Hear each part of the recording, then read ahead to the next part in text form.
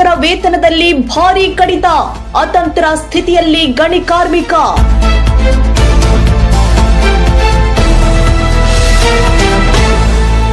S ವೀಕ್ಷಕರೇ, ಬಳ್ಳಾರಿ ಜಿಲ್ಲೆಯ ಪ್ರತಿಷ್ಠಿತ ಕಂಪನಿಗಳಲ್ಲಿ ಒಂದಾದ ಸ್ಮಯೂರ್ ಕಂಪನಿಯಲ್ಲಿ ಕಾರ್ಯನಿರ್ವಹಿಸುತ್ತಿರುವ ಕಂಪನಿಯ ಕಾರ್ಮಿಕರ ವೇತನದಲ್ಲಿ ಭಾರಿ ಕಡಿತವಾಗಿದ್ದು, ಇದರಿಂದ ವಿಚಲಿತಗೊಂಡ ಕಾರ್ಮಿಕರು ಸಂಡೂರು ಪಟ್ಟಣದಲ್ಲಿ ಬೀದಿಗಿಳಿದು ಹೋರಾಟದ ಮಾರ್ಗ ತಡೆಯದೆ ಮೂಕರೋಧನೆ ಅನುಭವಿಸುತ್ತಿದ್ದಾರೆ.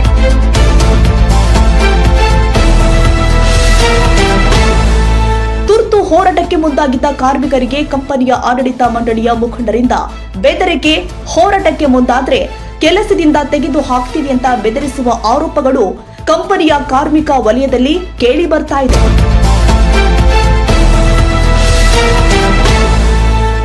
ಗಣಿ ಕಾರ್ಮಿಕರಿಗೆ ನಿಜಕ್ಕೂ ಅನ್ಯಾಯವಾಗಿದೆಯೇ? ಒಂದು ವೇಳೆ ನಿಜಕ್ಕೂ ಅನ್ಯಾಯವಾಗಿದ್ರೆ ಇವರಿಗೆ ನ್ಯಾಯ ಸಿಗುವುದೇ? ಕಾದು ನೋಡಬೇಕಾಗಿದೆ. ಸುದ್ದಿ ಮುಂದುವರಿಯುವುದು.